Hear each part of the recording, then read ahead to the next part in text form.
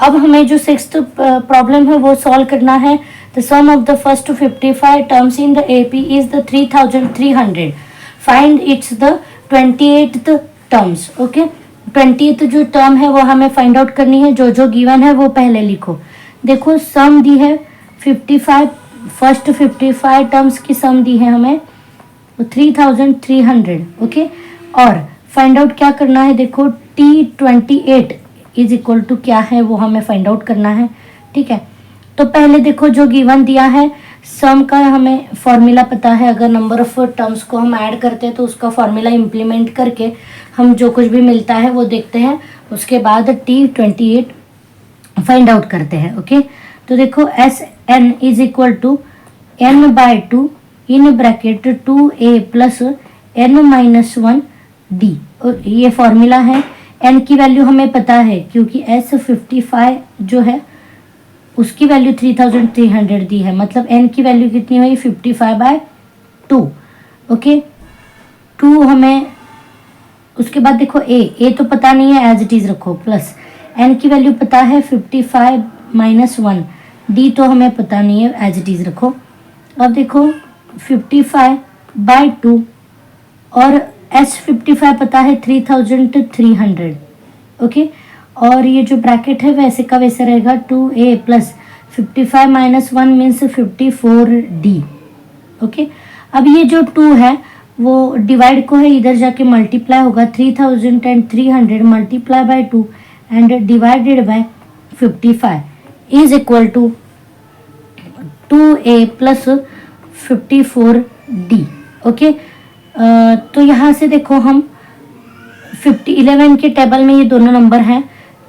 11 5 जा 55, 11 3 जा 33 और ये दो ऊपर के जीरोस। तो देखो हमें कैलकुलेशन यहाँ पे क्या बचता है, 5 से ये डिवाइड होगा, 5 1 जा 5, 5 6 जा 30, 60 आता है। तो देखो 2 से मल्टीप्लाई करते तो 120 is equal to 2a plus 54d। अब देखो यहाँ से इस टर्म से हमें 2 जो है वो हम कॉमन निकाल सकते हैं। तो 2 कॉमन निकाला तो a प्लस यहाँ पे 27d इज इक्वल टू 120। अब ये 2 है यहाँ पे मल्टीप्लाई को है, अगर इक्वल टू के इस तरफ आएंगे तो वो डिवाइड हो जाएंगे। तो 120 divided by 2 is equal to a plus 27d। ठीक है, तो हमें ये पहला जो इक्वेशन है उससे इतना ही मिलता है। अब हम T28 में क्या क्या है वो निकालते हैं। देखो T28 is equal to, formula पता है a प्लस n-1d। a की वैल्यू पता नहीं है वैसे ही रखो, बट n की वैल्यू हमें पता है यहाँ पे कितनी है 28 - 1d। ठीक है, वो हो गया हमारा T28। So T28 is equal to a। अब 28 - 1 मतलब प्लस 27d। ओके, तो यहाँ पे देखो हमने निकाली नहीं है value, a plus 27d is equal to 60 आता है। ठीक है, इसको इक्वेशन नंबर 1 दे दो। अब अच्छे से ऑब्जर्व करो, T28 मतलब क्या है, a प्लस 27d है, और हमें पता है यहाँ पे a प्लस 27d मतलब 60 है। अल्टीमेटली देखो T28 is equal to 60 answer हमें मिलता है। ठीक है, तो हमारा फाइनल आंसर है T28 is equal to 60। Next 7th question देखो, in a AP the sum of the 3 consecutive terms is the 27 and there the product is the 504. Find the terms. Okay, assume the consecutive terms in the AP a minus d, a और a plus d। हमें ये 3 terms दी है, तो उनकी देखो सम जो है, ये जो 3 टर्म्स है उनकी सम कितनी है 27। तो हम लिखते हैं, देखो तीनों टर्म्स क्या है, a minus d plus a plus D is equal to 27। ये हमें कंडीशन दी है। यहाँ पे ऑब्जर्व करो, minus d plus d cancel out हो जाएगा, और a देखो कितना है 3 बार है, तो 3a is equal to 27। So a is equal to 27/3, यहाँ पे मल्टीप्लाई को है वहाँ जाके डिवाइड होगा। सो a की जो वैल्यू है वो हमें 9 मिलती है। ठीक है, तो हमें ये तीनों टर्म्स कैलकुलेट करने हैं। ए और डी अगर हमें मिलते हैं तो एपी के तीनों टर्म्स हमें मिल जाते हैं। तो पहला जो एम है ए फाइंड आउट करने का वो तो मिल गया। अब हमें डी फाइंड आउट करना है। तो देखो आगे हमें क्वेश्चन एक्सटेंड किया हुआ दिख रहा है। There the product is the 54। Okay, product देखो 54 है। तो देखो A minus D multiply by A plus D is equal to 504। ठीक है, अब ए को थोड़ा साइड रखो, उसके बाद देखो साइड के ब्रैकेट में लो ए माइनस डी और ए प्लस डी। ठीक है, इज इक्वल टू 504। अब यहाँ पे हम कौन सा फॉर्मूला इंप्लीमेंट करते हैं? देखो हमें पता है A square minus B square is equal to क्या होता है? A square minus B square A plus B square. Okay, ये फॉर्मूला अगर हम इम्प्लीमेंट करते हैं तो यहाँ पे देखो क्या मिलता है, ए को एज इट इज रखो और यहाँ पे आएगा A square minus D square is equal to 504। ठीक है, ए की वैल्यू तो 9 है, यहाँ पे पुट करो 9 और यहाँ पे भी पुट करो 9 square d square is equal to 504। अब ये 9 यहाँ पे है, वो मल्टीप्लाई को है उधर जाएगा, मतलब देखो 9 square minus D square is equal to 504 divided by 9। Okay, यहाँ पे जो 9 है वो वहाँ पे डिवाइड को जाता है। उसके बाद देखो 9 का जो स्क्वायर है वो है 81 minus D square is equal to, अगर इसका हम डिवीजन करते हैं तो हमें मिलता है 56। आंसर जो है वो कितना मिलता है? 56। अब देखो minus d as it is यहाँ पे रखो d square, 56 as it is, और ये जो 81 है 81 उस तरफ जाएंगे, इक्वल टू के उस तरफ जाएंगे तो माइनस 81 हो जाएगा। और अगर हम 56 माइनस 81 करते हैं तो हमें 25 मिलते हैं। ठीक है, बट माइनस 25 और ये माइनस डी स्क्वायर। अब दोनों side minus minus sign cancel out हो जाता है और d square is equal to 25। तो डी इज इक्वल टू देखो हम बोथ साइड अगर स्क्वायर रूट अप्लाई करेंगे तो यहाँ का स्क्वायर रूट कैंसिल होकर हमें डी मिलता है और इस अंडर रूट में 25, इसका मतलब प्लस माइनस 5 हमें डिफरेंस मिलता है। ठीक है, मतलब डिफरेंस कितना हुआ? प्लस माइनस 5 मिलता है। बट ये जो एपी है 3 कॉन्जिक्यूटिव नंबर्स है तो हम माइनस नहीं लेंगे, जो डिफरेंस है वो क्या लेंगे? +5 लेंगे। Okay, this is the valid D. अब देखो हमें डी मिला और हमें ए बी मिला है तो हम 3 टर्म्स निकाल सकते हैं। पहली टर्म देखो क्या है, पहली टर्म है T1 कहते हैं उसको, वो है a माइनस डी। इसका मतलब क्या होगा? a देखो कितना है, वेट a कहाँ पे था? हाँ 9, a 9 माइनस डी का वैल्यू है 5, मतलब 4। T1 कितना हुआ? 4। अब नेक्स्ट T2 देखो क्या है, a है, मतलब T2 कितना हुआ? 9। और T3 है a प्लस डी मतलब a प्लस डी 14।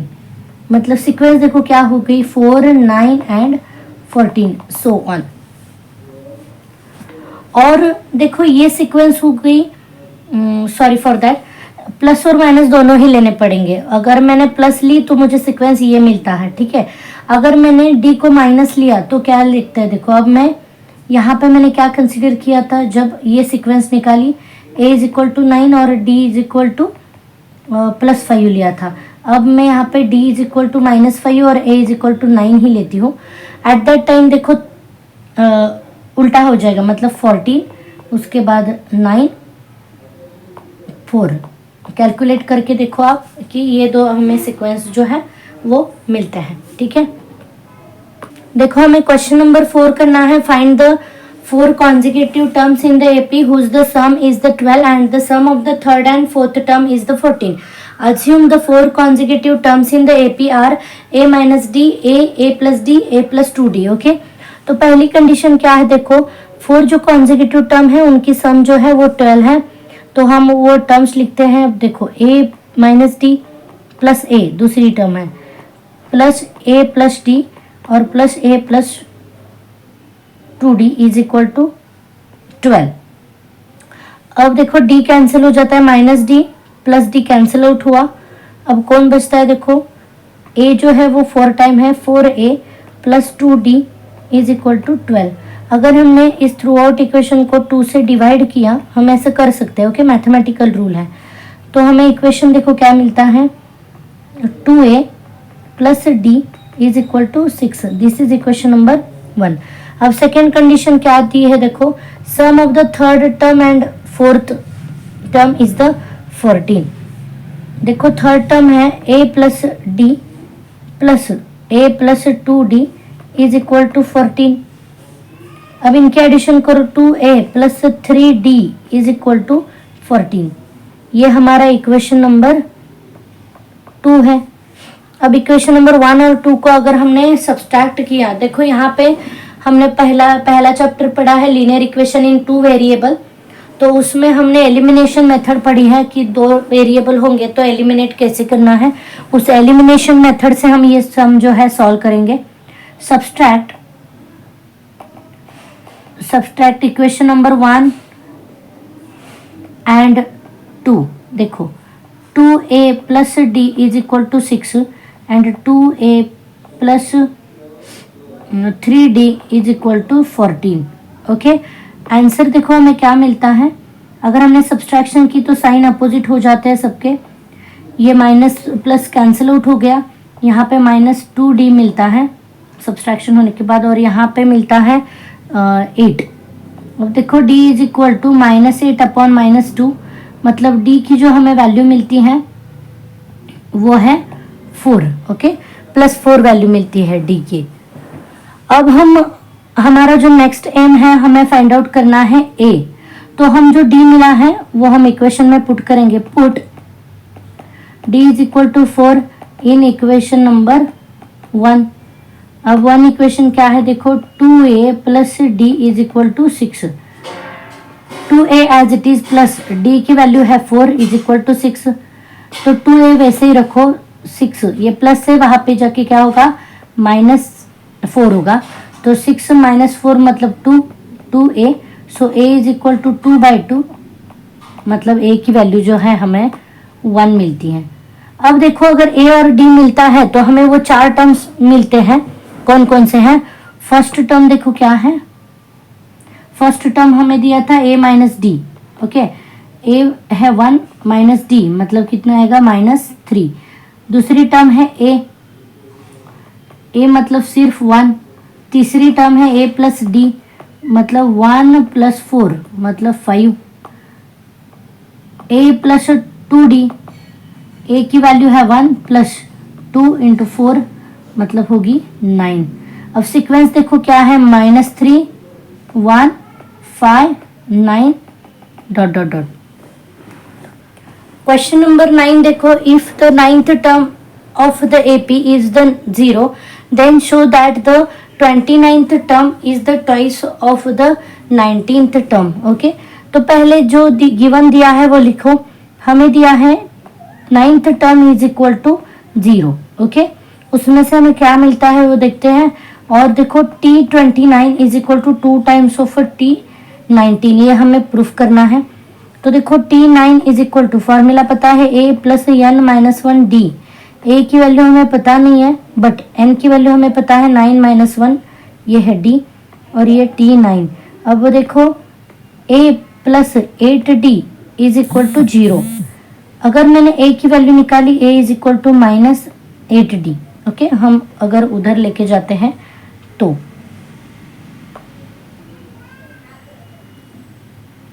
-8d। अब देखो हम पहले T29 निकालते हैं। T29 क्या है, a + n - 1 d। a की वैल्यू पता नहीं है बट n की वैल्यू है 29। 29 - 1 मतलब 28d। ये हो गया हमारा T29। अब T19 निकालो, a + n - 1 d। a की वैल्यू as it is plus, n है 19, 19 - 1 मतलब 18d is equal to T19। अब ये जो इक्वेशन है, इक्वेशन इसको 1 कहो, इसको 2 कहो, उसमें हम a की वैल्यू पुट करते हैं। a की वैल्यू कितनी है, -8d + 28d, मतलब यहाँ पे आएगा 20d आंसर। और यहाँ पे देखो a की वैल्यू अगर -8 पुट की तो +18d मतलब 10d। अब ऑब्जर्व करो इसको और इसको, हमें ये दिखाई दे रहा है कि T29 जो है वो है 2 टाइम्स ऑफ T19 लिखने के बाद हमें मिलता